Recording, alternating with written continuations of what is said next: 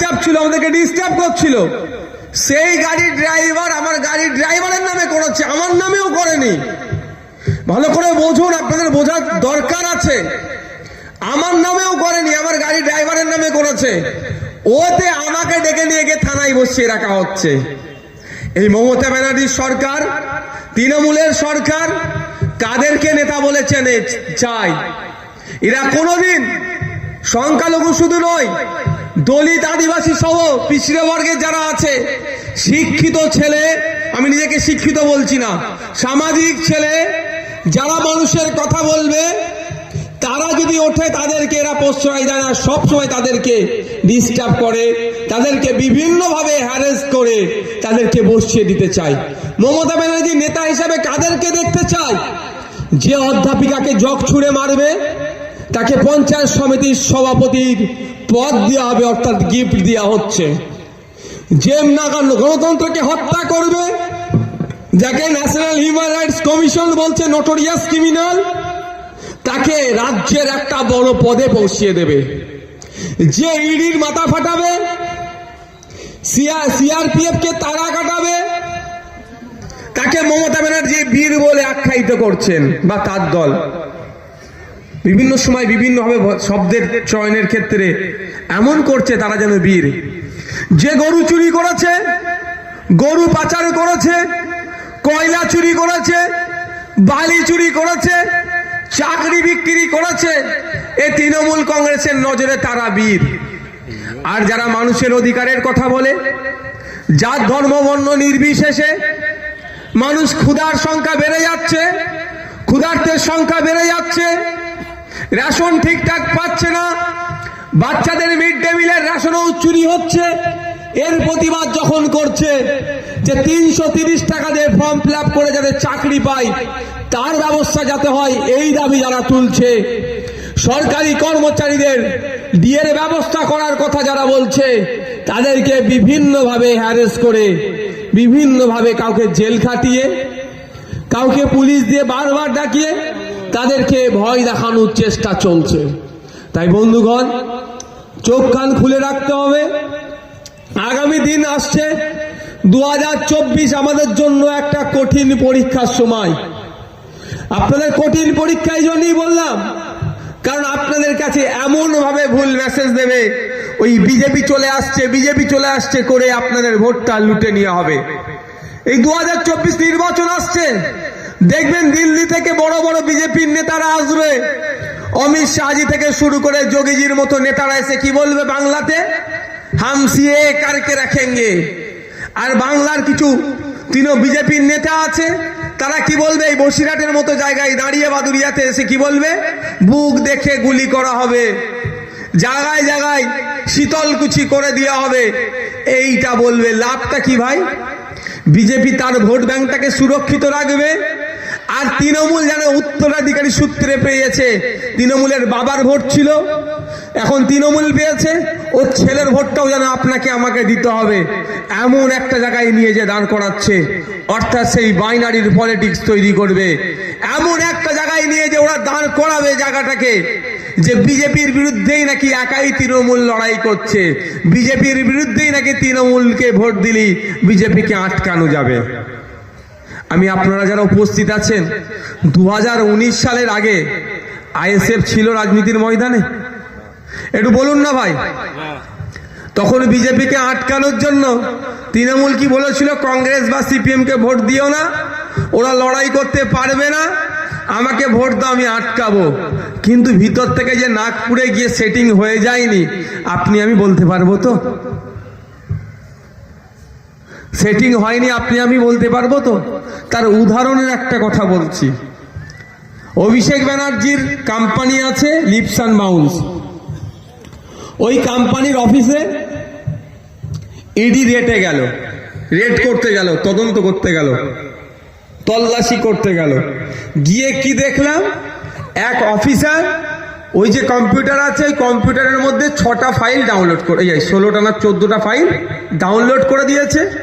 এক অফিসারের মেয়ের কলেজে কোথাও ভর্তি করবে, ওই কোম্পানির কম্পিউটারে গিয়ে সার্চ করে দেখেছে। আচ্ছা আপনারা বলুন, এটা কোনো পাগলও ওই কাজ করবে? আমি যার বিরুদ্ধে তদন্ত করতে যাচ্ছি তার কম্পিউটার আমি ঘাঁটবো আমার কাজের জন্য, তার কম্পিউটারে ফাইল ডাউনলোড করব? আমি ধরে নিলাম ভুল করে করেছে, তাও বলছি আমি ধরে নিলাম ভুল করে করেছে। এবার বলুন, যে অফিসার 14টা ফাইল ডাউনলোড করেছে, অমিত শাহজি সেই অফিসারের বিরুদ্ধে কি অ্যাকশন নিয়েছে এটাও আমাদেরকে জানা দরকার। তো তাকে কি সাসপেন্ড করেছে, তার কাছে কি জবাবদিহি করেছে? খোঁজ নিয়ে দেখুন, বহাল তবিয়তে সেই অফিসার ঘুরছে, তাকে জেলের মধ্যে এখনো রাখেনি। এটা তো বোঝা যাচ্ছে। তদন্ত করতে করতে লিপস অ্যান্ড বাউন্সে যখন কোম্পানিতে পৌঁছেছে, এরপরে কোথায়? কালীঘাটে পৌঁছাবে। কালীঘাটে মানে পিসি ভাইপোর হয়তো এবার গ্যারেজ হয়ে যেতে পারে। সুতরাং তদন্তের মোড়টাকে ঘুরিয়ে দাও। এখন ওটা নিয়ে আলোচনা চলছে কোর্টে, ওটা নিয়ে চলছে 14টা ফাইল কেন ডাউনলোড করলো, এ নিয়ে এখন 2-10টা ডেট পড়বে। দেখুন তাহলে কি হলো? বিচার ব্যবস্থা প্রভাবিত হচ্ছে এক প্রকার, ডিলে করা হচ্ছে এক প্রকার। কিন্তু যারা এটা করলো, কাদের নির্দেশে করলো? অফিসারের সাহস আছে রাজ্যের মুখ্যমন্ত্রীর ভাইপোর অফিসে গিয়ে তার কম্পিউটারে 14টা ফাইল ডাউনলোড করে দিবার? তাহলে এই সেই অফিসারকে কে নির্দেশ দিল? খোঁজ নিয়ে দেখুন। যে বলছে সিএএ করে দেশ থেকে তাড়াবো, তারা নির্দেশ দিচ্ছে, পালন কারা করছে? একটু খোঁজ নিয়ে দেখুন। তাই বন্ধুগণ বলবো, সময় আমাদের কাছে এখন কঠিন আসতে চলেছে। চোখ কান খুলে দেখুন। শুধু বিজেপিকে আটকানোর দায়িত্ব ভোটারদের। ভোট আসলেই বিজেপিকে আটকাতে হবে।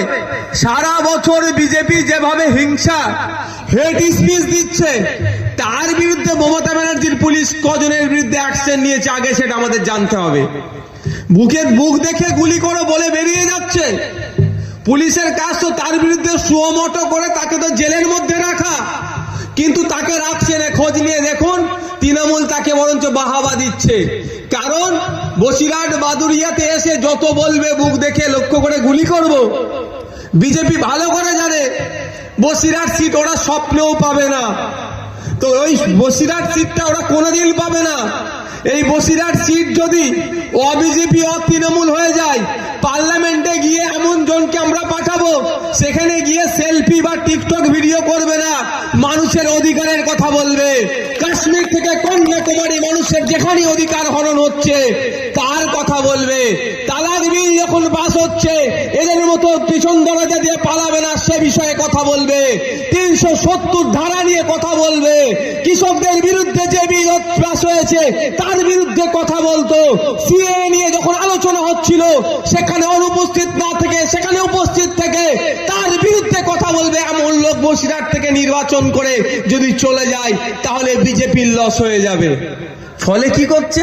যে সেট তো বিজেপি পাবেই না, এমন ভয় দেখিয়ে দেওয়া হবে, এমন অ্যাটমসফিয়ার ক্রিয়েট করো, এখানকার পরিবেশ এমন তৈরি করো যে বিজেপির পরিবর্তে যদি কেউ জিততে পারে তৃণমূল, এমন এটা প্রচার করো যাতে তৃণমূল এমন লোককে পাঠাবে ও বিজেপির থেকেও খারাপ হয়ে যাবে।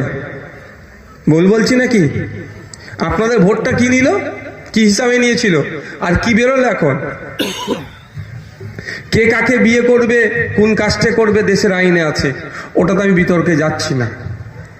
কে কোন কাস্টে বিয়ে করবে না করবে, কার কার ভালো লাগবে, কে কাকে ভালোবাসবে, কে কাকে করবে, সেটা তার নিজস্ব রাইটের মধ্যে পড়ে। আমি সেই বিষয়ে বিতর্কে যাব না। কিন্তু একটা জিনিস আমি বলে রাখবো, একটু খোঁজ নিয়ে দেখতে পারেন, বিয়ের ডেটটা কিন্তু ভোটের আগে ছিল। কি বলছি বুঝতে পেরেছেন? বিয়ের ডেটটা কিন্তু ভোটের আগে ছিল। তৃণমূলের কোন এক বড় নেতা বা নেত্রী ওকে বুঝিয়েছে, তুই বিয়ের আগে, ভোটের আগে যদি বিয়েটা করে নিস তাহলে হেরে যেতে পারিস, আগে ভোটটা পার কর তারপরে বিয়েটা করবি। মানে কেমন বোকা বানানো হচ্ছে বুঝতে পেরেছেন তো? আমার কাছে যতটুকু খবর আছে, তো ভোটটা নেওয়ার পরে বোকা বানাবে। যাক, সে কবে বিয়ে করবে তারও ব্যাপার, সেই নিয়ে আমি বিতর্কে যাচ্ছি না। কিন্তু প্রশ্ন আমার এখানে, আপনারা কাকে ভোট দিয়ে বিধান পার্লামেন্টে পাঠালেন? রেকর্ডটায় ভোট দিলেন তো, আপনারা দিয়েছেন তো। সিএর হাত থেকে বাঁচতে হবে সেই জন্য ভোটটা দিয়েছিলেন। তাই তো নাকি ভাই? আর তাছাড়া কোনো তো অপশন নাই। যখন সিএ নিয়ে ভোটাভুটি হচ্ছিল, যখন ওইটাই নিয়ে ডিবেট হচ্ছিল, আপনার এমপি তখন কটা কথা বলেছে এটা আপনাদের জানা দরকার তো। যখন ভোটাভুটি হচ্ছিল আপনার এমপি সিএ এর বিরুদ্ধে ভোট দিয়েছে তো? কি মনে হয় দিয়েছে? খোঁজ নিয়ে দেখুন, ভোটদান থেকে বিরত ছিল, অর্থাৎ বিজেপিকে বকলমে সহযোগিতা করেছে। তো আগামী দিন যেটা আসতে চলেছে, আবার এই ধরনের ইস্যু তৈরি করবে বিজেপি আর তৃণমূল। বিজেপি ভালো করে জানে স্বপ্নেও বসিরহাট সিট ওরা জিততে পারবে না। এখান থেকে যদি আইএসএফ এবারে বেরিয়ে যায়, আমরা তো এখানে প্রার্থী দেব। বিজেপি ভালো করে জানে এখানে বিজেপির কেউ জিততে পারবে না। আইএসএফ এখানে দাঁড়ালে আইএসএফ জিতে যাবে। দেখবেন আগামী নির্বাচনে ওই ধরনের ন্যারেটিভ তৈরি করবে তৃণমূল আর বিজেপি। তৃণমূল সব সময় চাইবে দিল্লির বিজেপি শক্তিশালী থাকুক, আর দিল্লির বিজেপি সব সময় চাইবে পশ্চিমবাংলার তৃণমূলও সুরক্ষিত থাকুক। তাই আমি আপনাদের বলবো, ওরা ন্যারেটিভ তৈরি করবে নাকি বিজেপিকে হারাতে তৃণমূল একাই পারবে? যদি সত্যিকারের অর্থে বিজেপিকে হারাতে তৃণমূল একাই পারত, তাহলে 3টে এমএলএ সিট থেকে 77টা সিটে বিজেপি পৌঁছাতো না। তৃণমূল চাইছে বিজেপি এখানে ঠিকঠাক থাকুক, কারণ বিজেপির ভয় দেখিয়ে একটা হেভি অংশে 30% যে ভোট আছে, 27 থেকে 30% ভোট নিজের কম পকেটের মধ্যে ভরে রাখতে পারবো। আর বিজেপি না থাকলে এই ভোটকে সিএ এর ভয় দেখিয়েও আটকে রাখতে পারবে না। সেই জন্য সুকৌশলে বিজেপি আর তৃণমূল আমাদেরকে বোকা বানাচ্ছে। তাই আমি আপনাদের কাছে অনুরোধ করব, 2021-এ বুঝতে পেরেছেন কি নাটক করেছিল আমাদের সাথে। 2021 নির্বাচন আসলো, সিএ এর কথা অনেক উঠলো, নির্বাচন শেষ, সিএ এর কথা সবাই ভুলে গেল।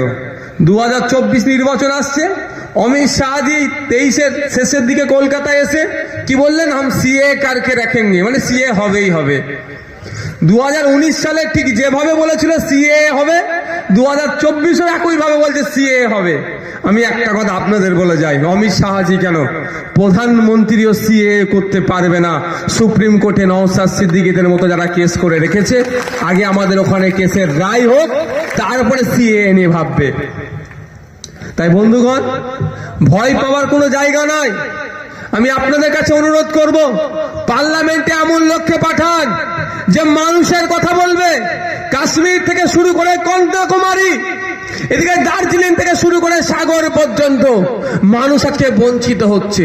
যার ধর্ম বর্ণ নির্বিশেষে আজকে মানুষ বঞ্চিত হচ্ছে, আর আমাদেরকে জাতের খেলায় মাতিয়ে রেখেছে।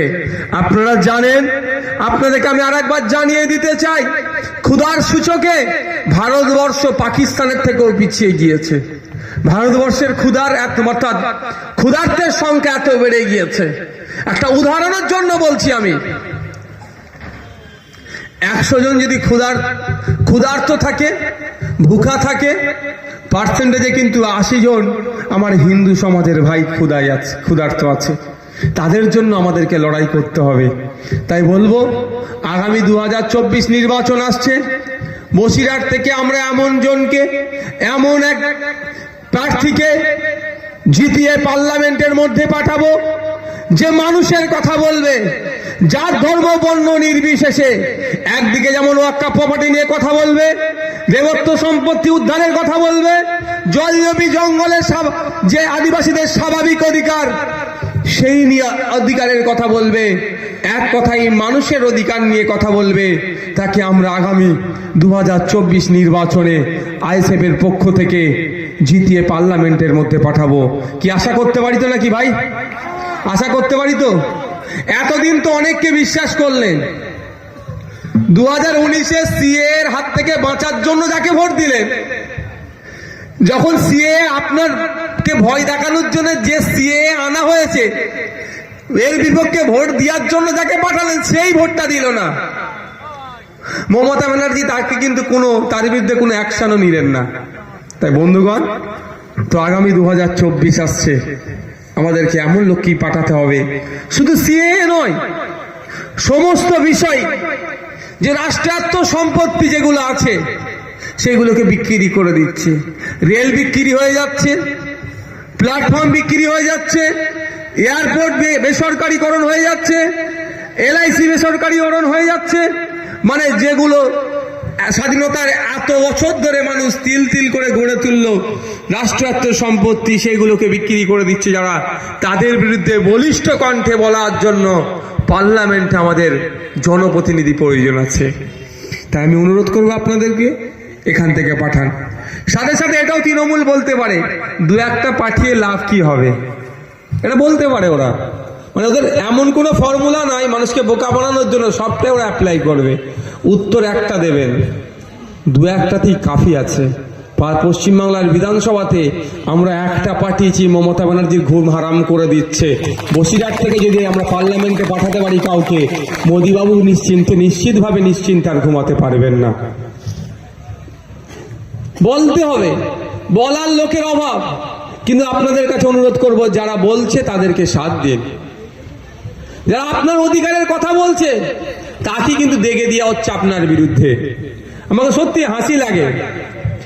আমি যখন ওয়াকাফ প্রপার্টি উদ্ধারের কথা বলি, আনিসকে হত্যা করা হলো কেন সে কথা বলি, যখন আমি বলি যে রমজান মাসে আপনারা যারা তৃণমূলের নেতারা আছে, রোজা রাখুক আর না রাখুক, সন্ধ্যাবেলা ইফতার মাহফিলে বসে পড়ে, ইফতার পার্টির নাম দিয়ে গিলতে শুরু করে দেয়, বেরোজগার গুলো রোজাদারদের সাথে শুরু করে দেয়।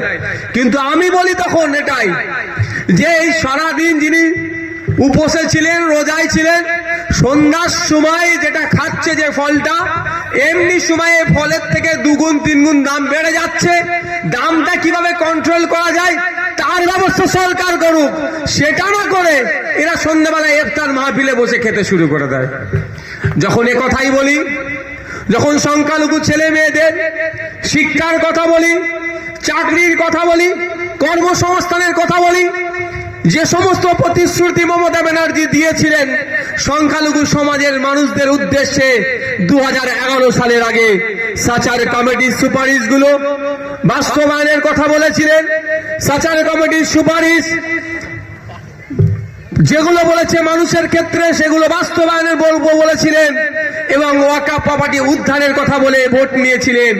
আমি যখন বলি কত বিঘা ওয়াকাফ প্রপার্টি উদ্ধার হলো, তার তথ্য দিন। ওয়াকাফ প্রপার্টি থেকে এক বছরে কত টাকা ইনকাম হয়, কোন কোন জায়গায় খরচ করে, তার তথ্য দিন। যখন এ কথাগুলো বলি তখনই আমি বিজেপির দালাল বা এসএফ বিজেপির দালাল হয়ে যাই। আমি যখন ছুটে চলে যাই চোপড়াতে, আদিবাসী মা বোন বাপ ভাইদের উপর অত্যাচার করেছিল তৃণমূলের দুষ্কৃতীরা, মাটি মাফিয়ারা যারা অত্যাচার করেছিল, তাদের পাশে যখন গিয়ে দাঁড়াই, এবং সাথে সাথে দেবত্ব সম্পত্তি, যেটা হিন্দু সমাজের পূর্বপুরুষেরা ধর্মের নামে, দেবদেবীর নামে যে সম্পত্তি উৎসর্গ করেছেন, সেই সম্পত্তি হস্তান্তরযোগ্য নয়, যাকে আমরা দেবত্ব সম্পত্তি বলে জানি, সেই দেবত্ব সম্পত্তি যখন বেহাত হয়ে যাচ্ছে, সেটা উদ্ধারের কথা যখন বলি, ফেক এসটি/এসসি সার্টিফিকেট কেন ইস্যু হচ্ছে, তাদের বিরুদ্ধে আইনত ব্যবস্থা গ্রহণ করতে হবে, এর যখন বিরোধিতা করি। গত বছরে আপনারা দেখেছিলেন টেট পরীক্ষার সময় আমার হিন্দু মাকে, হিন্দু বোনকে শাখাপালা খোলে পরীক্ষা কেন্দ্রে ঢুকতে বাধ্য করেছিল। এর বিরোধিতা যখনই আমি করছি, যখনই আমি ছুটে চলে যাচ্ছি বিদ্যুৎ মন্ডলের বাড়িতে, যখনই আমি ছুটে চলে যাচ্ছি রোমা ওরায়ের বাড়িতে, তারা কেন অত্যাচারের শিকার হচ্ছে, তখন আমাদেরকে আটকাতে পারছে না। আমাদের বিরুদ্ধে তখন সেই সমস্ত এলাকাতে গিয়ে বলছে, নওশাদ সিদ্দিকী দাড়ি টুপিওয়ালা ছেলে, ও মুসলমানদের দল, ওর পাশে তোমরা থাকবে না। আমি যখন ওয়াকাফ প্রপার্টি উদ্ধারের কথা বলছি তখন হয়ে যাচ্ছি বিজেপির দালাল, আর যখন দেবত্ব সম্পত্তি উদ্ধারের কথা বলছি তখন হয়ে যাচ্ছি কি মুসলমানদের দল। যাব কোথায়, যাব কোথায় ভাই? বলা কি ছেড়ে দেবো ওদের জন্য? বলা ছেড়ে দেবো? বলা ছাড়ার কোনো জায়গা নাই। আপনারা জানেন 21শে জানুয়ারি আসলে 1 বছর পূর্ণ হবে। আমাদেরকে জেলে রেখেছিল, বিশ্বজিৎ দাকেও রেখেছিল, আমাদের উপরে যে মানসিক অত্যাচার করা হয়েছিল আপনারা শুনলে অবাক হয়ে যাবেন। কোনো সময় বলার আসলে বলবো, তবে কি খাইয়েছে দাইয়েছে, খাওয়া দাওয়াতে আমার তো ঘ্যান ঘ্যানানি নাই। মানুষের অধিকারের লড়াই এসেছি, একবেলা খালি পেটে থাকলে হয় থেকে যাবো, কোনো ব্যাপার নয়, 1 মাস রোজাই থাকি আমরা, ও 1 মাস উপোস থাকলে আমাদের কোনো সমস্যা হবে না, ও আমাদেরকে না খাইয়ে রাখলে আমাদেরকে লড়াই থেকে পিছপা করতে পারবে না। কিন্তু আমাদেরকে কেন জেলে রেখেছে, কারণটা কি? আমাদেরকে জেলে রাখার কারণটাই হচ্ছে আমরা আপনাদেরকে আপনার অধিকার সম্পর্কে সচেতন করছি। ওই কাগে কান নিয়ে চলে গিয়েছে, কাগের দিকে না তাকিয়ে কানের দিকে হাত দেওয়ার কথা বলছে। এটাই মমতা ব্যানার্জি বা তৃণমূল কংগ্রেসের গোসা হয়ে যাচ্ছে। ওরা চায় দলিত, আদিবাসী, মুসলিম, মতুয়া, লোধা, সবর জাতি যারা আছেন, যারা পিছিয়ে বর্গের আছেন, তারা হুজুর হুজুর করবে, ওই 500,000 টাকা দেবে মায়েদেরকে, ওটাই ওদের জন্য বড় পাওনা। কিন্তু আমাদের বক্তব্য হচ্ছে 500,000 নয়, আমার অধিকার আমাকে বুঝিয়ে দিতে হবে। মায়ের হাতে 500,000 দিচ্ছে, মায়ের সন্তানের যখন চিকিৎসার প্রয়োজন হচ্ছে তখন সরকারি জায়গায় চিকিৎসা পাচ্ছি না, আমরা কলকাতায় ছুটে যেতে হচ্ছে সরকারি চিকিৎসা কেন্দ্রে, সেখানে গিয়েও বেগ পাচ্ছি না, হন্য হয়ে ঘুরতে হচ্ছে, বা না হলে আমাদেরকে বেসরকারি হসপিটালে গিয়ে চিকিৎসা পরিষেবা নিতে হচ্ছে। 10,000 12,000 টাকা খরচ হচ্ছে, 10,000 12,000 টাকা ট্রিটমেন্ট করতে লেগে যাচ্ছে একবারেই। এর বিরোধিতা যখন আমরা করছি তখন আমাদের উপর রাগ হয়ে যাচ্ছে। এখানে যারা উপস্থিত আছেন, আপনারা যারা আছেন, আপনাদের পেশাটা বেশিরভাগ মানুষের কি আছে? হ্যাঁ, যারা চাষি একটু হাত তুলুন তো, চাষবাসের সাথে যুক্ত।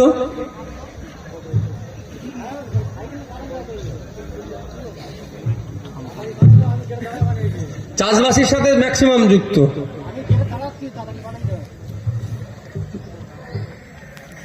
আপনারা যারা আছেন চাষি, অনেকেই দেখলাম। আমি কয়েকটা কথা বলবো চাষিদেরকে নিয়ে। কন্টেস্টের আউট অফ কন্টেস্ট অসুবিধা আছে নাকি? হ্যাঁ, এই বিষয়বস্তুর বাইরে যদি বলি অসুবিধা কারো আছে? আমি সবার দীর্ঘায়ু কামনা করি। 60 বছরের নিচে কোনো কৃষক মারা গেলে তার পরিবার এককালীন 2 লক্ষ টাকা ক্ষতিপূরণ পায়। কটা কৃষক জানে? একটু হাত তুলে দেখাবে। হ্যাঁ, কেউ জানে না। ওই জানা আজ থেকে জানতে পারলেন। কৃষক 40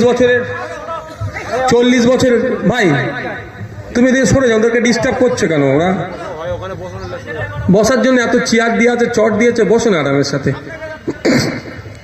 একটু ঠান্ডা মাথায় কৃষকরা শুনুন। 60 বছরের কৃষকও বেঁচে আছে, 80 বছরের কৃষকও বেঁচে আছে, আবার 39 বছর, 40 বছর, 45 বছরের কৃষকও মারা গিয়েছে।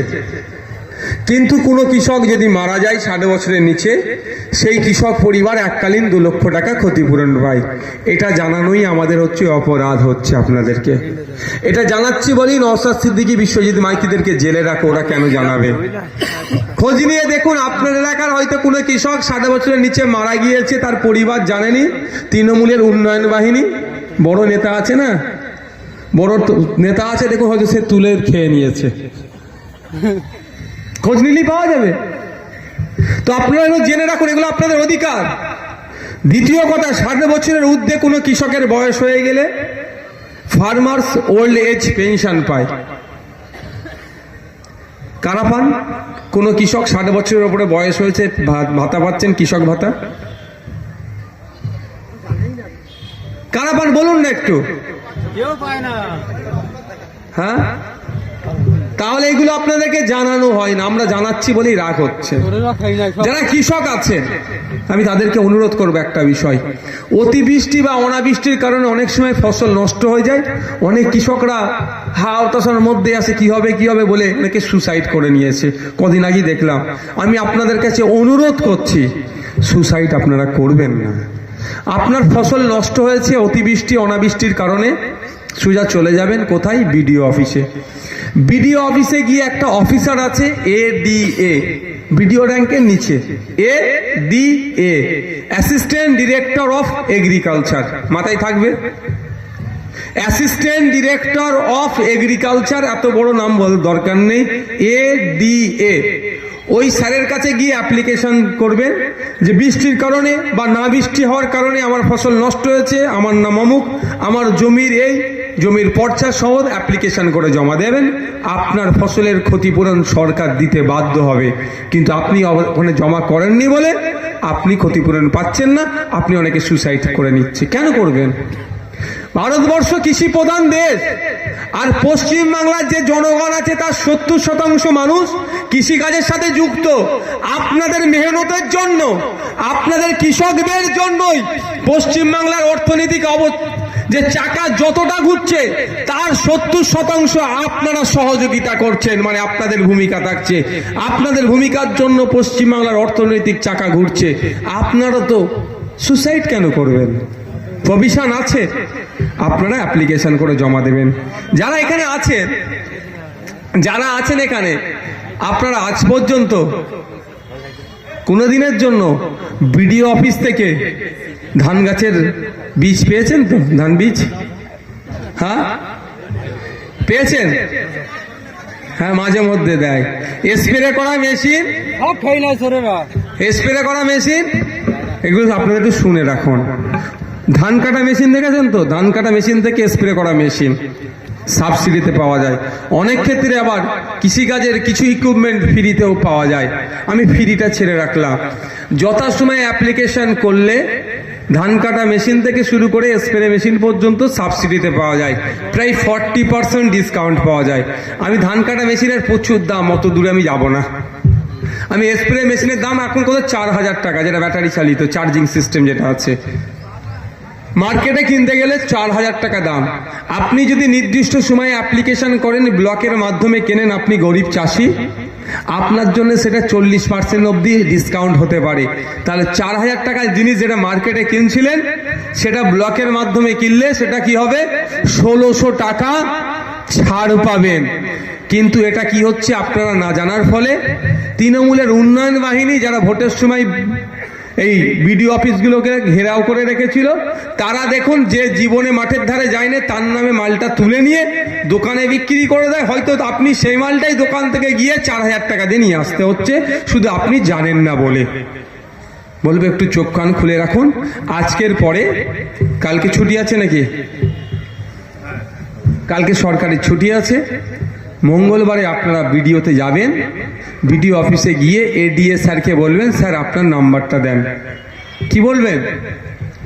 স্যার আপনার নাম্বারটা দেন, আর আমি কৃষক, আমার নাম্বারটা আপনি রাখুন। যে এডিএ স্যারকে রাখা হয়েছে, ওই ব্লকের যত কৃষক আছে সবার সাথে সম্পর্ক রাখার জন্য, কৃষকদের অভাব অভিযোগগুলো শুনবে, সেটা সমাধান করার জন্য তাকে ওখানে রাখা হয়েছে। শুধুমাত্র এসি রুমের মধ্যে বসে থাকার জন্য নয়, বা একটা বড় চেয়ার দেওয়া হয়েছে সেখানের জন্য নয়, আপনার কাজ করার জন্য ফিল্ডে এসে আপনাকে বোঝানোর জন্য সেখানে রাখা হয়েছে। তাকে মাইনে দেওয়া হচ্ছে আপনাদেরই মেহনতের টাকা থেকে।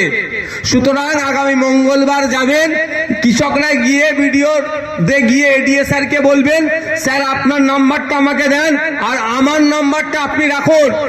বিগত বছরের নাই, এবারে আর তোলাবাজদেরকে, যারা কৃষক নাই তাদেরকে বিভিন্ন যেগুলো ইকুইপমেন্ট গুলো আসে তাদেরকে দেবেন না। আমরা গরিব কৃষক, আমাদেরকে দিতে হবে। আমাদের যখন অ্যাপ্লিকেশনের সময় হবে আমাদেরকে জানাবেন, এই নাম্বারটা নিয়ে আসবেন। যদি নাম্বার নিয়ে আসেন, নাম্বার স্বাভাবিকভাবে নেন না, সেই সুযোগটা ওরা কাজে লাগায়। আর আপনি যখন আপনার নাম্বার দিয়ে আসবেন, ওনার নাম্বারটা নিয়ে আসবেন, উনি কিন্তু দুর্নীতি আর করতে পারবেন না তৃণমূলের উন্নয়ন বাহিনীকে সাথে নিয়ে। বুঝতে পেরেছেন তো? আপনাদের অনুরোধ করছি, ওদের সাথে যোগাযোগ রাখবেন। যথাসময়ে যেগুলো যা হয় সেগুলো আপনারা পাবেন। মাইনে দিয়ে রাখা হয়েছে, আপনারাই মাইনে দিয়ে রেখেছেন। ওই এডিএ স্যারকে আপনারাই মাইনে দিয়ে ওখানে রেখেছেন। উনি মমতা ব্যানার্জির ট্যাক্সাল থেকে টাকা ছাপাচ্ছেন না, নিজের ট্যাক্সাল নয়। অভিষেক বাবুর ট্যাক্সাল নয়। নাটক করে এখন আমি ভোটে দাঁড়াবো বলেছি বলে নাটক শুরু হয়েছে। ৭৬,০০০ মায়েদেরকে নাকি বার্ধক্য ভাতা দিয়েছে, ভাবতে পেরেছেন? উনি 10 বছরের